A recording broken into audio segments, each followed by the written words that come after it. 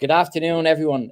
Gareth Presch, founder of the World Health Innovation Summit. I am delighted to welcome you to our latest webinar, which is covering peace and health. I'm joined by esteemed guests, colleagues from around the world. And let's jump straight into introductions to George, who's in at WHO, Deirdre Carberry, and Serge. George, over to you. Delighted to welcome you to our webinar on peace and health. Please give a short introduction. Thank you. So I have been looking to see humanitarian settings from 4 different angles. I work on the Ministry of Health of my country in Colombia and was field doctor in the countryside. I worked with MSF 14 years. I was director of operations. I worked with the European Commission for 9 years, and I was the technical head of the health operations of ECHO. And I have been with WHO around 10 years in this moment, and currently I am in charge of health interventions in humanitarian settings. I think I can leave it there. Thanks, George. Deirdre, you're joining us from Dublin. Yes, and thank you, Gareth. Delighted to join the discussion again here today. As Gareth mentioned, my name is Deirdre Carberry. I've been working with the World Health Innovation Summit for nearly the past 4 years as a gender and human security advisor. But I'm a veteran of the Irish Defence Forces. I was an infantry officer serving for 15 years. But in addition to that, both during the military, in terms of my UN operations and NATO contributions, I was also human security and gender advisor. And what that essentially means is that it is my job to know people, to understand social dynamics, to challenge biases and assumptions, and to assess different security threats affecting men, women, girls, and boys. And while the subject matter can be incredibly challenging at times and difficult, I think it has brought a unique perspective to what we're here to discuss today, that nexus between peace and health and security, and really what security means to us in terms of our collective. So really delighted to join the discussion today. Fantastic, Dee. And let me go across to Serge from IEP. And Serge, you're looking to shift the dynamics here, a paradigm shift between peace and health. I really like this phrase. So over to you. We're delighted to welcome you. Well, thank you very much. So yeah, my name is Serge Stroobants. I'm calling in from Brussels, where I had the IEP office responsible for Europe, Middle East, North Africa, all countries speaking French and all countries speaking Portuguese also. So for the Institute for Economics and Peace, I'm also their director for defense, security, and intelligence. The Institute for Economics and Peace is a think tank based out of Sydney, Australia, with offices throughout the world.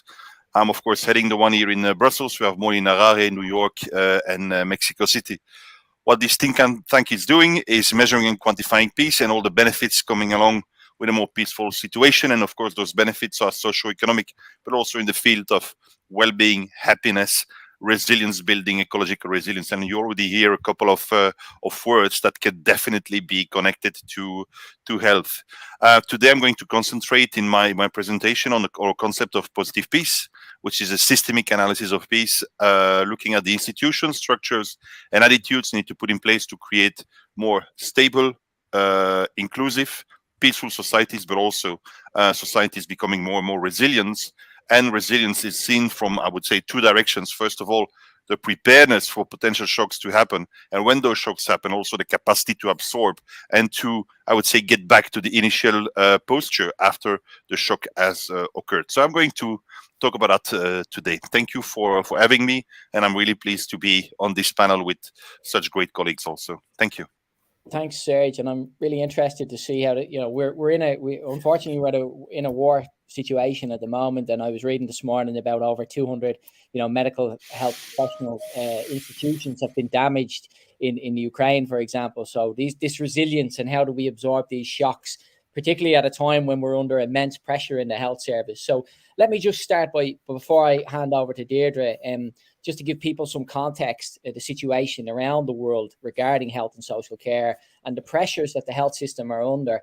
And also, if we look at the climate situation which we face, and I'm sure Serge will go into this, and George and Deirdre, we have displacement which is on our doorstep, basically, which is coming through climate change. And this has the potential to disrupt peace, unfortunately.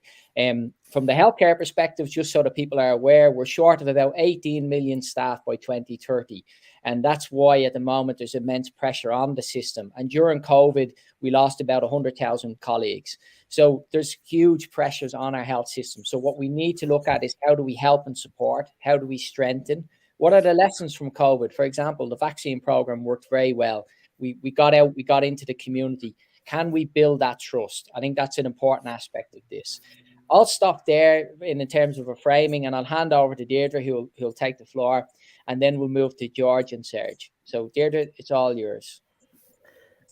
Thank you, Gareth. Yes, Sergey mentioned that strategic shock. And I think when we think about kind of peace and security, like security really is the foundation on which peace is built. It's alongside like economic and infrastructure development and political settlement and our relationships as a society as well, and our governance and the rule of law.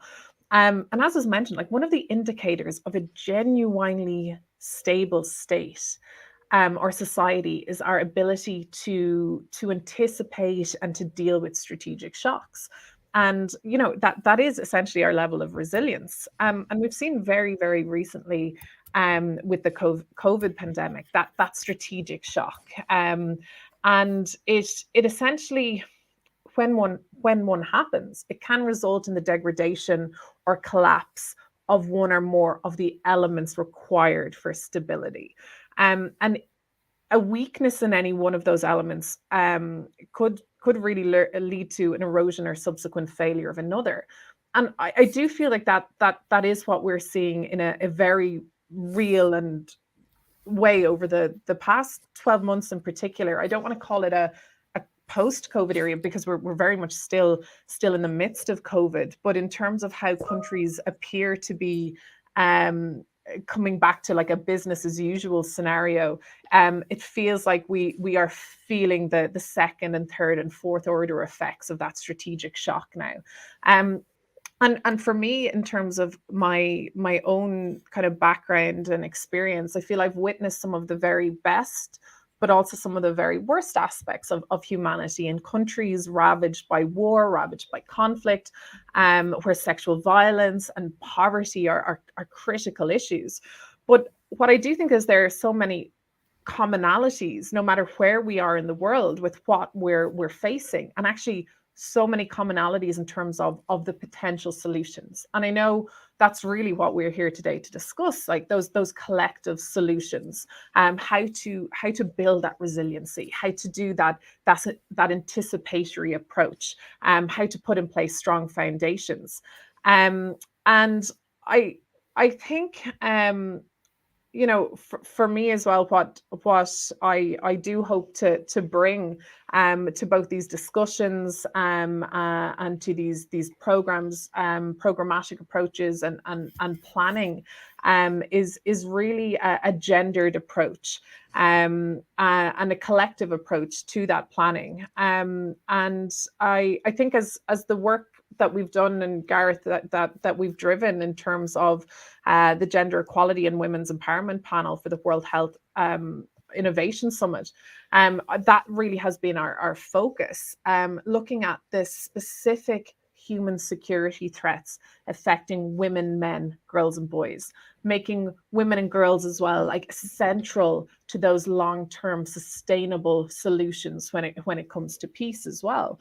And a lot of our work is as well centered on like that root cause analysis, the root cause in terms of conflict related or sexual gender-based violence, of intimate partner violence, how these tear away at the very social fabric of our communities and of our societies, and looking at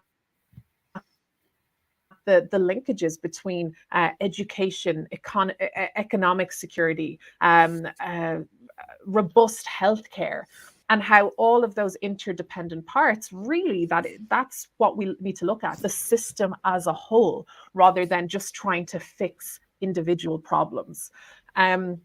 So that's hopefully kind of setting the scene really a little bit with what we're hoping to discuss here today, and those interconnected human security factors that we really do need to address as a global society.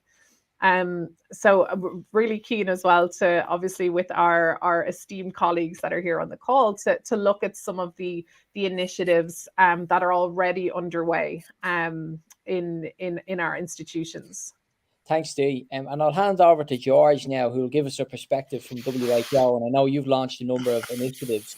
The floor is yours, Dr. George Castilla. Thank you. So I will give a mix of my personal experiences. I have been in fact, working in many conflict situations, and I will also tell about what WHO is advancing now. At the end, there will be a conclusion, but I would say, why don't we start by the conclusion? So it is clear from my experience, I am particularly keen on one element during the work that I do in conflict setting, is the correction of the exclusion. You can imagine in an area where there are people that confront each other, those of one side will not be extremely receptive to those of the other side that might be a minority. And if that minority is not able to go to the health center because they feel aggressed by the people that are around, at least in their attitudes, or the children cannot go to school, they will seek to defend themselves, and that is going to perpetuate the conflict.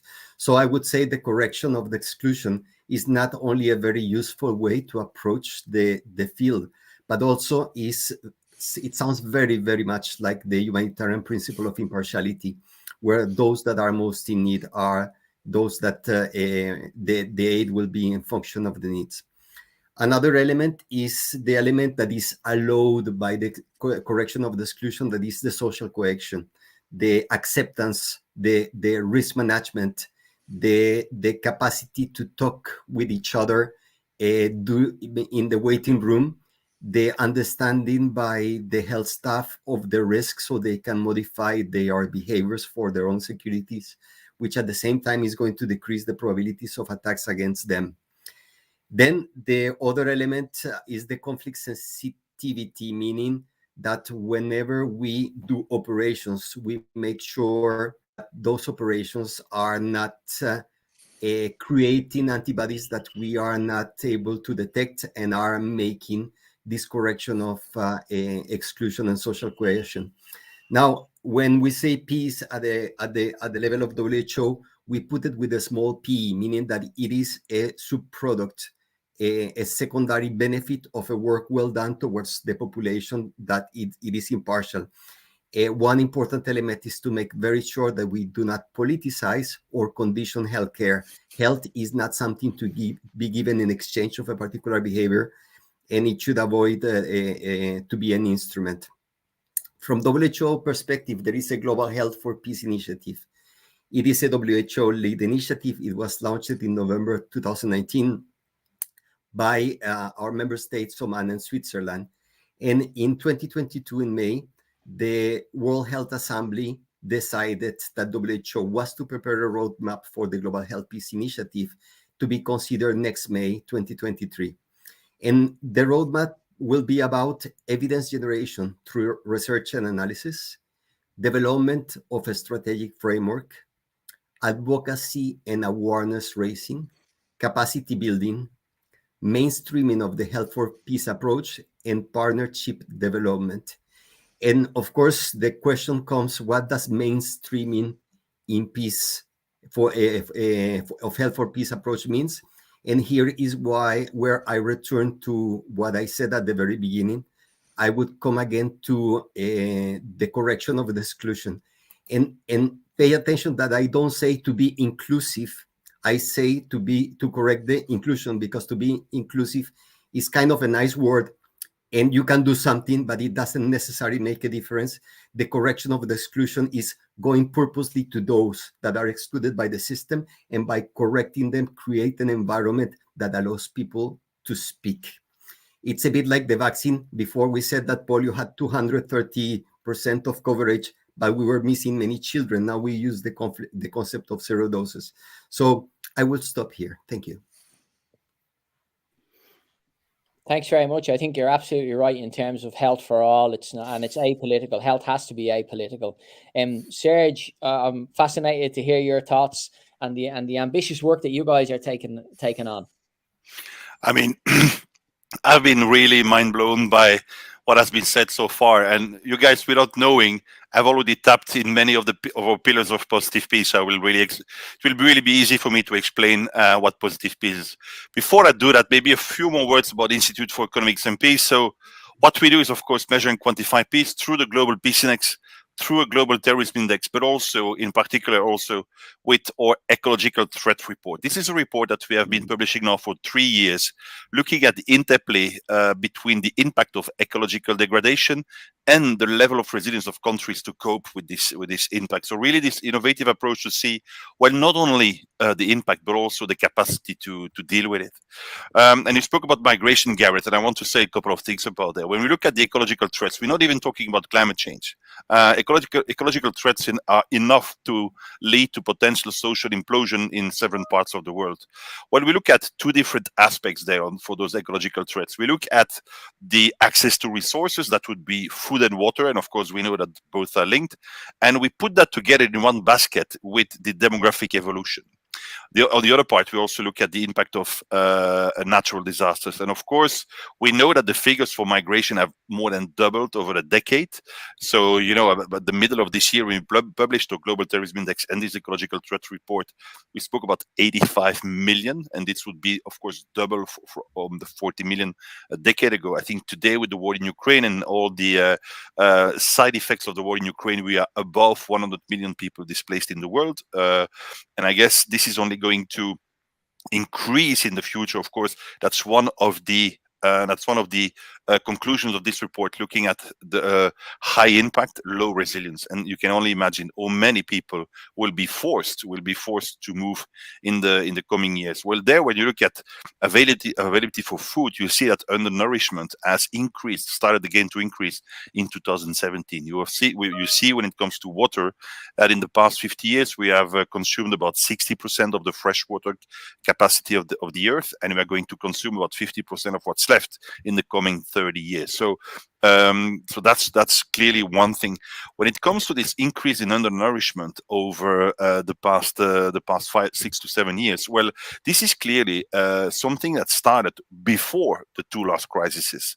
What we have seen about COVID-19 and the war in Ukraine, of course, is an acceleration, an aggravation of a process that already started before. So we cannot blame anything on or anything and everything on COVID or the war in Ukraine. This is systemic. These are processes who started way before those two last crises. What is also very, I wouldn't even say interesting, because it's really scary within this report, is to look at the combination between places in the world where it is really, really difficult to live, really, where you see a combination of a lot of different factors influencing peace and security, concentrating in clearly countries, but also inside countries in very specific geolocations. Well, it's exactly in those places that the demographic evolution is the strongest. So it's in those places most affected by destabilization, violence, and the effects and the impact of all those different threats and factors that you will see the strongest demographic evolution also. And that's really, I would say, data that are really worrying when it comes to the future. And of course, we can only expect that those migration flows generated by both conflict and the impact of ecological threats and the effects of climate change. Anyway, it doesn't matter where they come from, because both are really intimately linked. We see that it's also there where the ecological threats are the highest, that the level of conflict is also connected to this in a very aggravated, vicious cycle in all those places. So we can only imagine that the number of people who are going to be forced to move from their original location in the future is only going to increase. What I want to do today is, of course, concentrate on the systemic approach to peace, and or wish at the Institute for Economics and Peace to develop more stable, inclusive, peaceful, and resilient societies. As I said before, resilience for us comes in two ways. First of all, the preparedness, and second of all, the capacity to absorb the shocks to which we are exposed. As I said before, the concept of positive peace is based on system thinking and is looking at the institutional structures and attitudes you should put in place.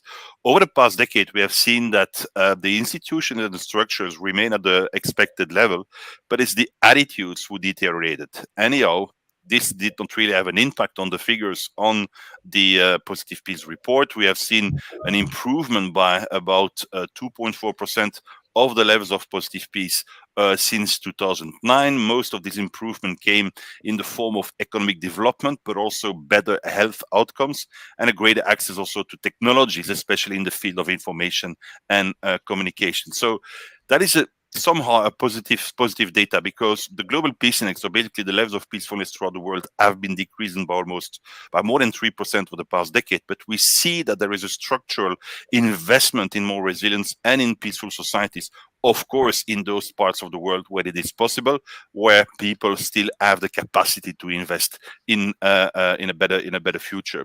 You know, when we say that the necessity to stay healthy is part of course, of this big mission and vision at the Institute for Economics and Peace, which is looking at allowing each human to develop its full potential. Well, we clearly have identified positive peace as the optimal environment under which human potential can flourish.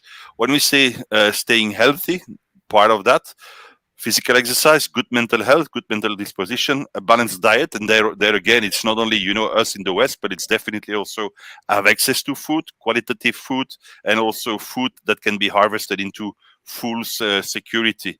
And we would add to that a sense of purpose. And I was talking about this demographic evolution before, when you see in those places affected by those strategic factors, you also find a lot of young people looking for this sense of purpose, which is basically one of the main elements of a potential good mental health. Working in system thinking, working with a systemic approach to peace, it's really wonderful, because this gives you the flexibility to really adapt this concept to any other stakeholder or counterpart we're talking to. So this would allow us at the Institute for Economics and Peace to, of course, engage with heads of states and government in the national organization about the concept of positive peace and resilience building. But this also allows us to go to the grassroots levels, really civil society organizations, and engage in training around positive peace, trying to find with local stakeholders solution which would increase levels of positive peace, increase levels of resilience, and of course increase levels of well-being and happiness. And those stakeholders can be of completely different origin. We of course work with development workers, with the UNDP, for example, with peace builders, but we also train police forces, military forces, national guards into the concept of positive peace. But again, of course, together with staff at education staff and governmental policy staff also. Well, the systemic approach to peace in positive peace is an interconnection of 8 major pillars of positive peace. We are talking about good levels of governance, low levels of corruption, a sound business environment, good relations with new neighbors, free flow of information, acceptance of the rights of others, equitable distribution of resources, and of course, a high level of human capital. We see that the sum of those 8 pillars interconnected will always be larger and bigger than only the investment in one individual pillar also. Well, each of those pillars are fed by 3 main indicators. And when we look at those indicators and those pillars, we see there also measurement of potential health indicators. If we go into the acceptance of the rights of others, we see one of the indicators on gender equality, or I should say gender inequality. Well, in there, we clearly see a reflection of the disadvantages women see throughout the world, and that in three dimensions: political empowerment, labor access to the labor market, but also, I would say, problems or lack of education information when it comes to reproductive health. And clearly there also a higher chance for those women, first of all, not to be informed, second of all, having a lot of children, and third of all, having, of course, a potential impact, health impact, or even die, I would say, while being pregnant or while being in labor and delivering the babies. When it comes to equitable distribution of resources, there we look at a specific index about the inequality or the adjusted life expectancy. So we see there, this is in fact an indicator looking at the equality of access to health systems, equality to access to health services also. So that's a second measure of health within positive peace. The third one would be in the pillar high levels of human capital, where we would look at what we call HALE, which is the healthy life expectancy, and that's the average number of years a newborn can expect to live with a full health. So clearly the measurement of health, I would say factors, health indicators within our concept of positive peace. I spoke about COVID-19 before, and of course there you can see, and we have measured a clear link between COVID-19 and social resilience and the capacity to cope with the effects of a pandemic like this. Just to give you an extract of our positive peace report, well, it mentioned that COVID-19 had an impact on positive peace, pretty clear. The improvement in positive peace that was recorded until 2019 weakened, I would say, substantially in 2020 as a result of the social and economic disruption stemming from policy responses to the pandemic.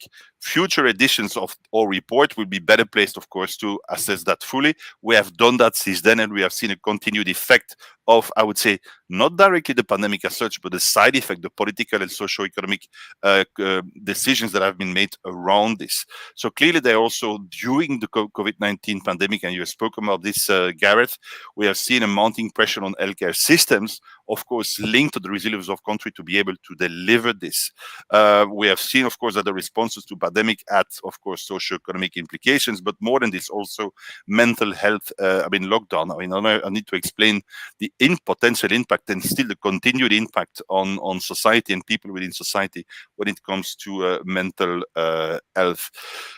We have also seen that in countries with lower levels of positive peace or lower resilience, well, there was a lot of the cases that were not reported clearly there. We see that those countries tend to have a larger population and also a lack of administrative capacity to really, first of all, count the population, second of all, also identify the cases of COVID. In countries with high levels of resilience, there we see the superior administrative resources. We also see high levels of human capital and a well-functioning government, and also a free flow of information. So clearly there are more resources to deploy a more robust answer to a pandemic like COVID-19.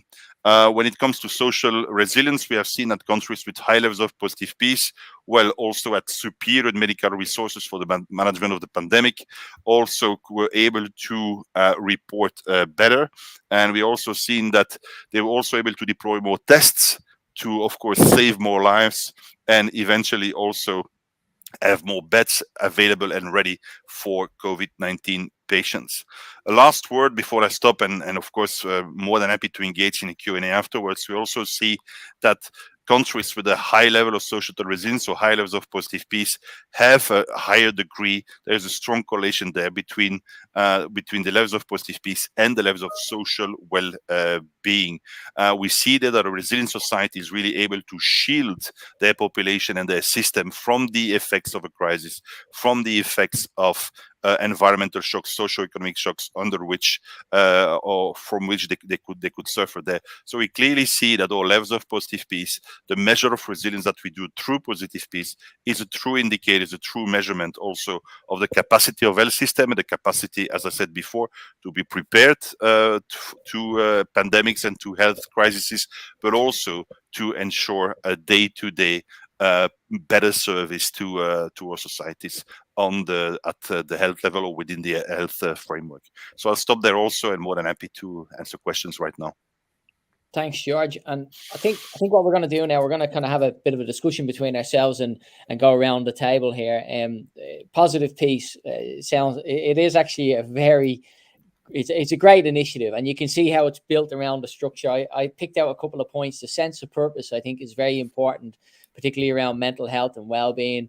I have a couple of questions I want to put to George on that, actually, around how we actually can alleviate that from preconception and during birth, and also, how do we support families and women. Let me just go to Deirdre. I know, Deirdre, you want to come in on the gender approach. Fascinated to hear your thoughts after our presentations. Well, I think that's the thing that has really been highlighted through both Jorge and Serge, just in terms of the work that they're driving, the research, the examples.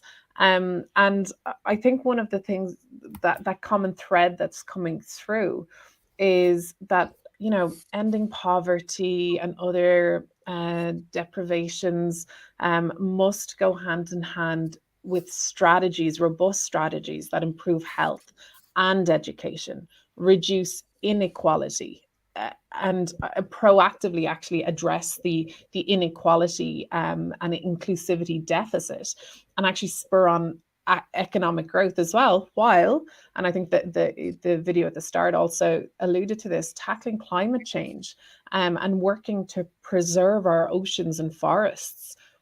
It looks it looks like a huge task for us to do when you break it down into those interdependent parts. But I think, you know, when we look at what has been driven, when we look at the Sustainable Development Goals, they're all about that collective action and the role we all have to play as global citizens and global institutions, and smaller institutions and organizations as well. And I think, you know, one of that common thread as well that's coming through that is really, you know, gender equality, inclusivity. And I think in terms of like one of the greatest human development and human security challenges, I do think it is gender equality, because equality is not merely a political or an ethical issue, but it also serves to guarantee the effectiveness of all of these developmental policies and programs for peace. So I do think strengthening the rights of women and girls, including trans women, helps all of society move forward towards this equitable and peace, sustainable peace that we are all striving for. But I guess my question really is, you know, the research is there. We have consensus. This seems like it should be, I guess, easy to implement. But in terms of progress, how much progress are we making, and what does this mean tangibly for organizations or individual citizens who want to drive these initiatives forward and want to achieve the UN Sustainable Development Goals, for example, or want to strive for that peaceful, inclusive, that world free from fear and free from want? How do we do it in really real terms? Because if it was that easy, we'd be doing it. But we see challenges, we see resilience to some of what we are trying to implement. Do we have global buy-in, and if not, why not? Well, we also see resistance to change, and I think also the financial side of things needs to be ironed out, if you ask me. We need to have a very open and honest discussion around financial markets, how it works, where the public-private opportunities are, because effectively it's the same capital. People need to understand that public pensions are invested in private equity and private funds, which then are invested in private businesses, which then get contracts from public agencies. So it's really just all one pot. I think we need to have that open and honest discussion around how we project the future and how we develop our economies. George, from your perspective, understanding of positive peace, would be delighted to hear your thoughts. And then we have a couple of questions. I have a couple of questions that I want to put to you guys. Okay, I'm glad, because I was not in the chat seeing the questions, so I was worried that we were not probably prompting the reactions that we wanted. So I must start by saying that I know about a child that was born in South Central Somalia in 1991. That child is now 31 years old, and whatever he became depends on what happened to him during the time of the conflict.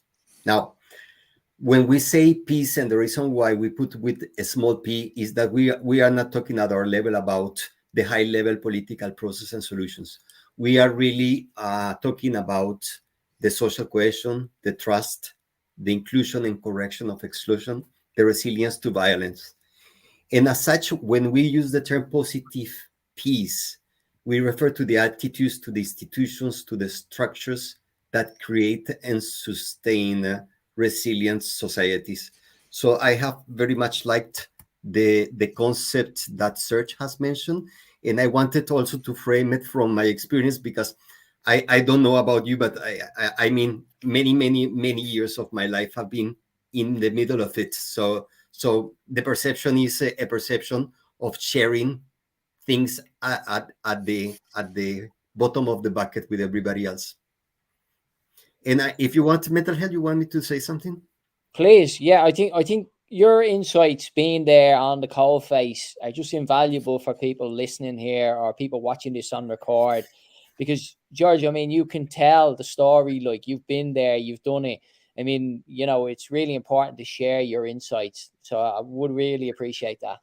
So mental health was a discovery for me, in the sense that when I was working in my first project in Sudan, I had more than 50 patients per day, which was an incredible high load, and I could not consider mental health, because why do I spend my time on mental health when people were dying of malaria? So there were choices to be made. And in fact, the light came working in Palestine when I saw children that were not status but had food, and their problem was a very different one. And I understood from other conflicts in which I have been, that people sometimes prefer to die than to live in certain conditions, right? And in mental health, there is the clinical mental health, which means when you have consequences, but there is also the environment of violence that is like something that still has the appearance of being normal, but is receiving constant pressures. So one thing that we know for sure is that the mental health and psychosocial problems, and I put here both of them to be clear, are much bigger, 3 to 4 times bigger in those type of situations than regularly, at least for what we can measure. Maybe it's more, but from we can measure is very much. And as I have my own development on mental health, I have worked with people extraordinary, that maybe is one of the areas that is more multi-organization and multidisciplinary that I know. There are people that work in WHO, in UNHCR, in IOM, in International Medical Corps, so many organizations that it doesn't matter who comes to help you. This is the same group, and it doesn't matter the organization. So I have seen, for example, there is an MPHS gap, which is kind of the book that I would read if I was in a health center and I would say, I am not a psychiatrist, I cannot do anything about mental health.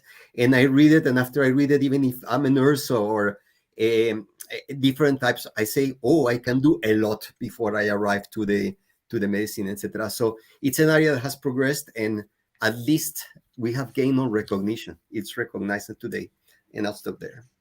Yeah, and I'll come to Serge now. But just to say on that, I mean, I think when just from my experience, I mean, kindness goes a long way. Just before you even have your clinical treatment, can have a profound effect even on the outcomes.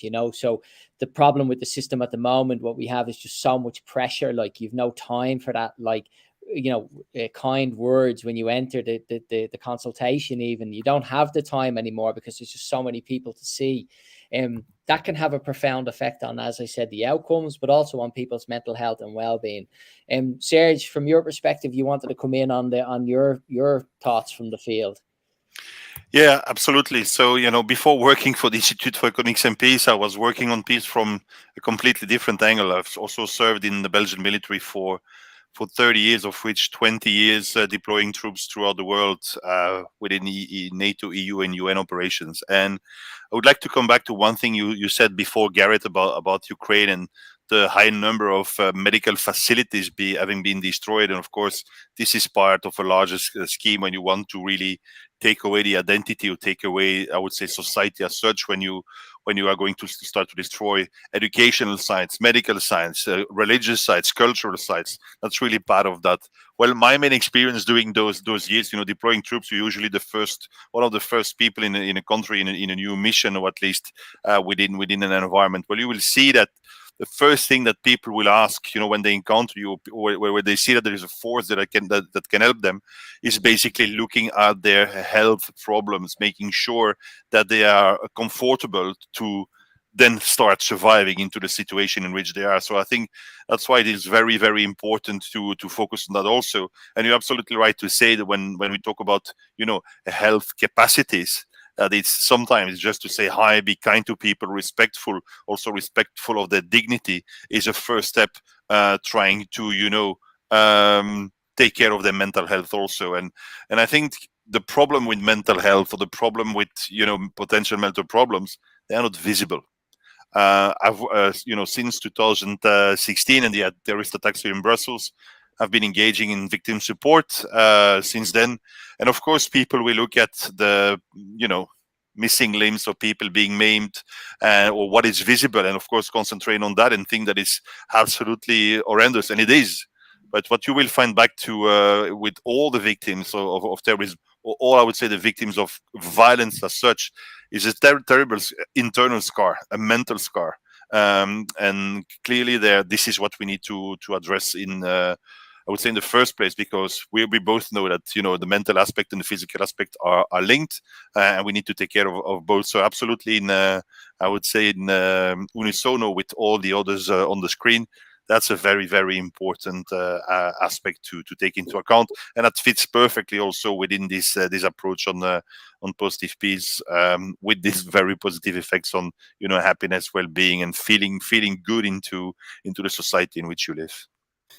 So yeah, we've covered quite a lot of ground, and I've got a couple of questions that I want to put to the panel as well. So one of the things I think that we need to focus on, and this is what I wanted to ask you, we're in an information war, and we need a leadership we need new leaders to come forward to push this agenda.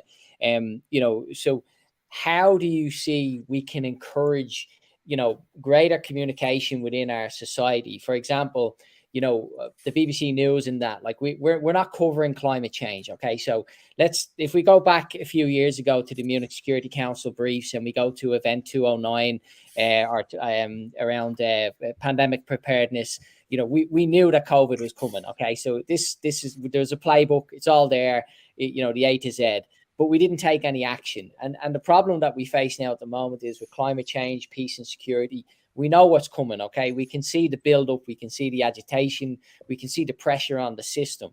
So how do we articulate that messaging up the chain? I would like to maybe ask Deirdre first from your perspective, and then Serge, and then George. And if we can keep our answers short and sharp here, we can get through a couple of more questions before we go to final thoughts. Yeah, sure. I do think it's going to be a bit of a multi-pronged approach. I don't think there's any kind of one solution here. I think it starts from the ground up in terms of digital literacy, because we're talking about the information age. I think it increased access to communication and to communication systems comes with an increased risk as well. And we see huge amounts of misinformation and disinformation out there. We see it play out perfectly in relation to, I think today marks the one year since Russia invaded Ukraine as well. But globally across the world, in lots of different theaters, in discussing lots of different areas. So everything, but I think for me, one of the biggest risk areas is really the health and medical misinformation space. And I do think it's exacerbating local, regional tensions as well across the globe. So I do think digital literacy programs from the ground up is one key area. And I think from the top down as well, increased kind of regulation around, misinformation, disinformation, rising up authoritative news sources. The World Health Organization played an instrumental role in this when the pandemic occurred, and the tsunami of misinformation as well that ensued. And I think as well is holding international leaders accountable. Accountability is probably a big thing from my perspective, and that we have to hold people accountable as well for ensuring that factual, authoritative information is available to the population, to the community, that we aren't creating a society that has, two tiers, those that have access to resources and economic resources, and can pay for their subscriptions to particular newspapers and top tier news agencies, that they're getting better quality in terms of information. I think this is a really worrying development in the world, and I think we need to address that. We need to address that pretty quickly as a global society. Yeah. Trusted information, Serge, from your perspective about peace and health, does this play a critical part in the way forward? Is the dissemination of appropriate information, from legitimate sources? I certainly witnessed myself the Facebook warriors who are, out there posting material from illegitimate websites and confusing quite a lot of people. I think, just to say as well, I think the health system now needs to move into the coffee table. Because a lot of decisions are made around Starbucks, around, when you have a coffee with your friend, around your health. And do you think that will have an influence on the future of peace and health?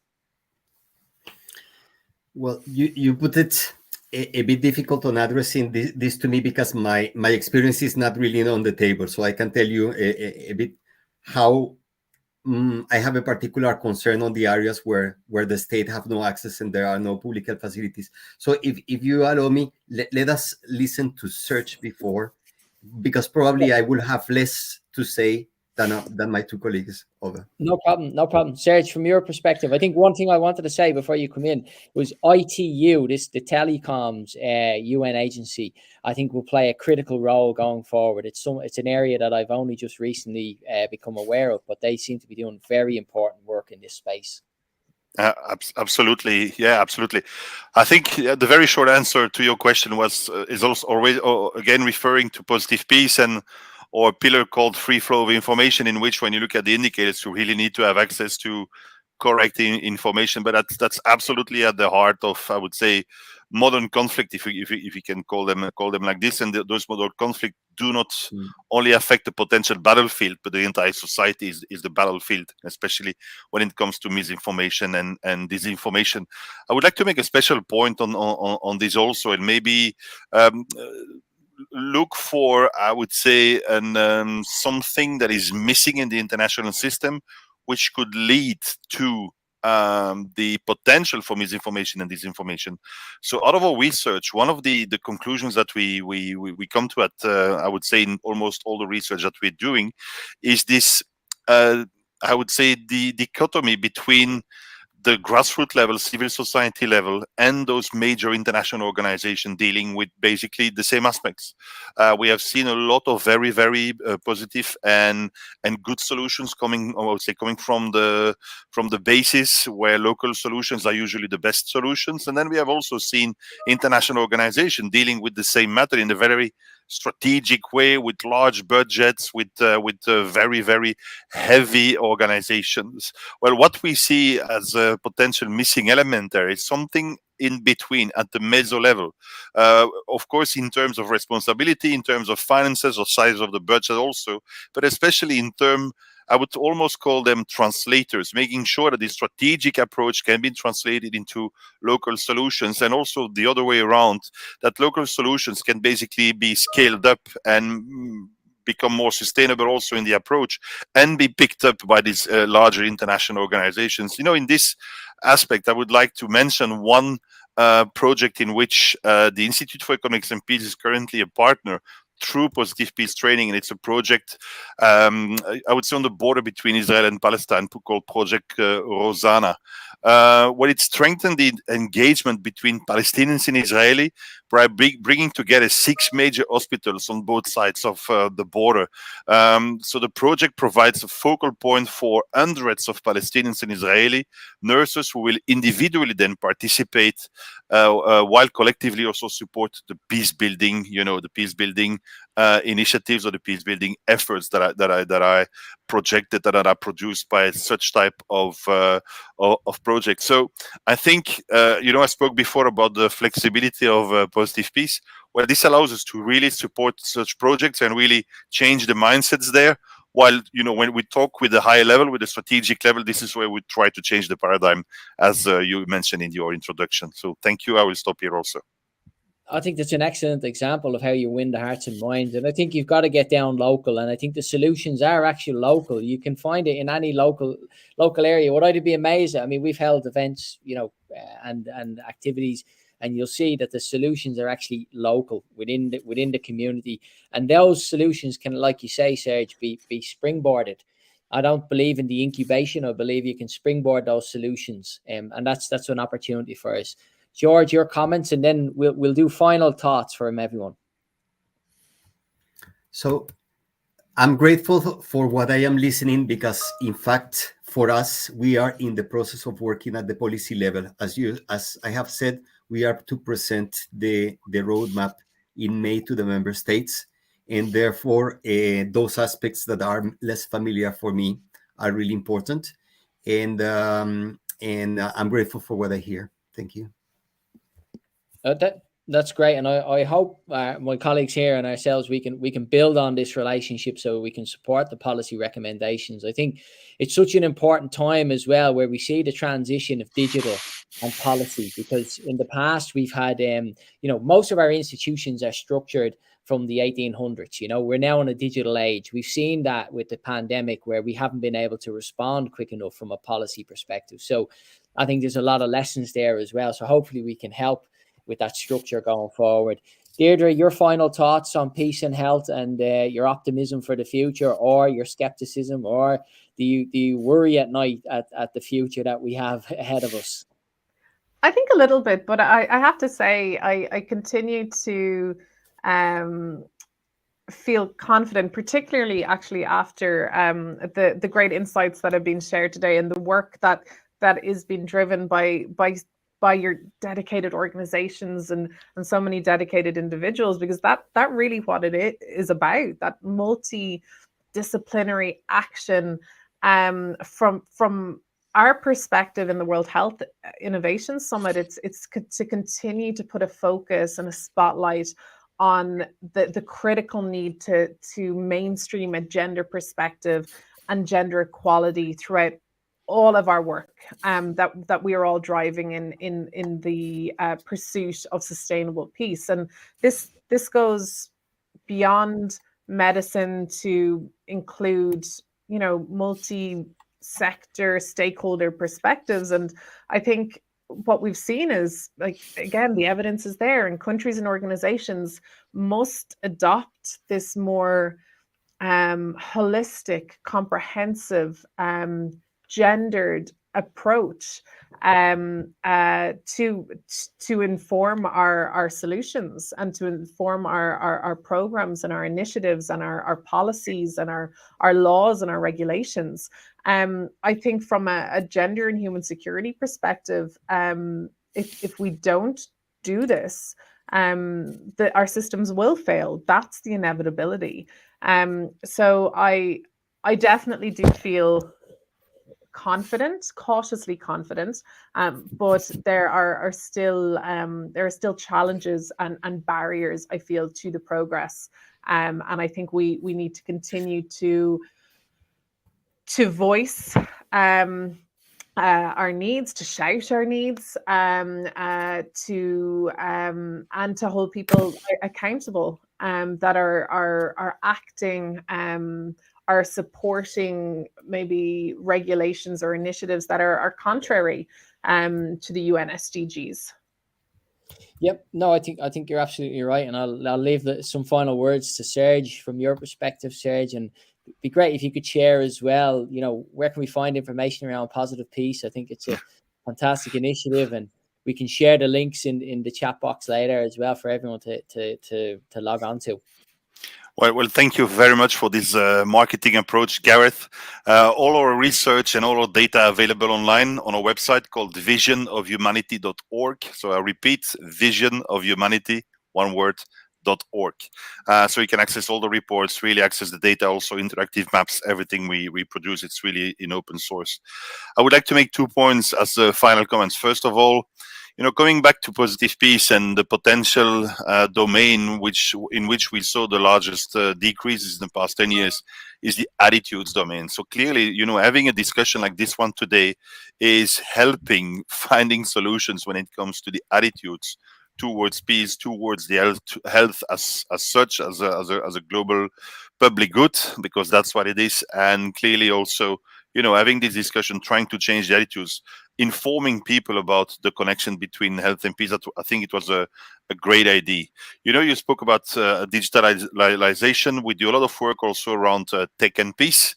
Of course, I don't need to start talking about cybersecurity and the potential within cyberspace to generate misinformation, disinformation also. And if I remember well, the last time NHS, for example, in the UK was not working properly before COVID, is through I would say cyber attack on the system as such, why people could not get the necessary surgeries that they were needing at the time. So maybe a good idea for next for a next webinar on tech and peace, tech, health and peace, and see how this could be positive or negative towards it. So I think I sleep well at night, even though when you produce the Global Peace Index, the Global Terrorism Index, and this Ecological Threat Report, you don't usually come with good news. But I see this potential for the investment in positive peace. I see this potential for the investment in a better future and an investment in more resilient societies, which will be prepared for the future. Thank you. Yeah, absolutely. I think, you've hit the nail on the head as well. We could go into, for example, cybersecurity. Ireland actually was very badly hit from a ransomware cybersecurity attack recently, and elective surgeries and that were delayed. George, from your perspective, just a final word, if you just want to say a couple of words before we wrap up, and then I'll do a close. But what's your thoughts? Are they good or bad for the future? So I told you at the beginning that I will start by the end, so I will end by the beginning. I think that for me, in very practical terms, when I'm in the field, I say, how can I correct the exclusion?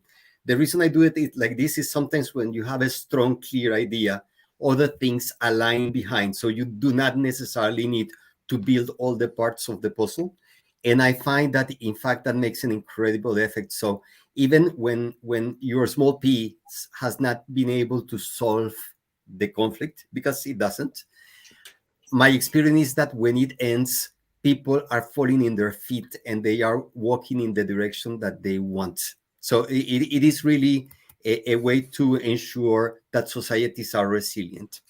Now, I have added a couple of links for your distribution later to tell about the WHA resolutions on this roadmap, but I would like to summarize this in as the health initiatives that are designed and implemented in such a way that they contribute to outcomes such as social cohesion, decreasing marginalization, and a better resilience to the effect of violence, because violence is part of the everyday experience of the people that live in those conditions. It does not intend at all to intervene in political peace process or negotiation. And by doing so, it aims to prevent or mitigate potential sources of conflict and social tensions, and that the contribution, whatever it might be, it is to a sustainable peace. Thank you so much. Thanks, George. Listen, this has been a fascinating, fantastic session on peace and health. Opened my eyes to many opportunities as well. I'll take you up on that one, Serge, around tech, I think, and cybersecurity going forward, and health. I think that's another important topic. But just George's point there around being clear on the vision and what you want to achieve. I think when I left the health service in 2014, 15, I left the NHS and set up the World Health Innovation Summit. I was clear on the objective to be able to bring a platform together that was for all, like patients, clinicians, managers, voluntary sector, education, and the business community, so that we could actually support the health system, under the pressures and the policy that you guys are going through. I understand how long it takes to get the policy through. But inclusion and exclusion, it's very interesting, George, when you say exclusion, there's 3.5 billion people around the world that don't have access to healthcare. It's one of the key objectives for us, which we've just launched with our colleagues. I'm working very closely with our colleagues in the States and across the world, is around World Health Service. So it's one of our objectives. And then on climate and health, I just want to let everyone know, and I hope Serge and George and Deirdre and that will join us. We're beginning to mobilize in advance of COP our climate and health fund that we want to establish, where we want to speak to the healthcare professionals' pension funds and mobilize 1% of that capital to finance the SDGs. So that's the sort of ambition that we have, and I hope that you and colleagues can join us and share that vision. So look, George just has one small addition he wants to make to the audience, and then we'll wrap this session up. So I just want to thank Serge, Deirdre, and George for the time, and for you for watching. It's been such a pleasure. George, over to you. Yeah, maybe to share something that is now at the center of what we are trying to do, and it has to do with so there are two movements now that are incredibly important and very much on everybody's mind. What is climate change? But the other one is health security. How do we detect and prevent the next pandemic? And the issue with health security is that if we set up the world to be able to detect and respond to a pandemic, but we have blind spots because there are areas where there is absolutely no surveillance and no possibility to help, we have a problem. And that is a geopolitical conundrum, because what do we do in northern Syria? What do we do in south central Somalia? What do we do around the Lake Chad and northern Mozambique, in northern Yemen, in the border between Pakistan and the border between Pakistan and Afghanistan? So I think we do need, for the sake of the health security of the world, to pay attention. I'm very impressed how suddenly all the sanctions have been taken away from Syria in order for aid to be able to go there. If we are able to provide services and we are able to provide detection in areas that are of contested control, if something happens in an area that is contested among two countries, which is happening in this moment, we will not have blind spot on health security, and it will be an instrument to be able to bring services and resilience to societies. Absolutely. Look, thanks for those final comments. We've run over slightly, but we're only just over. I'll end the broadcast, but look, thanks for everyone for joining us, and we hope you'll join us at our next session. So thanks everyone, and goodbye.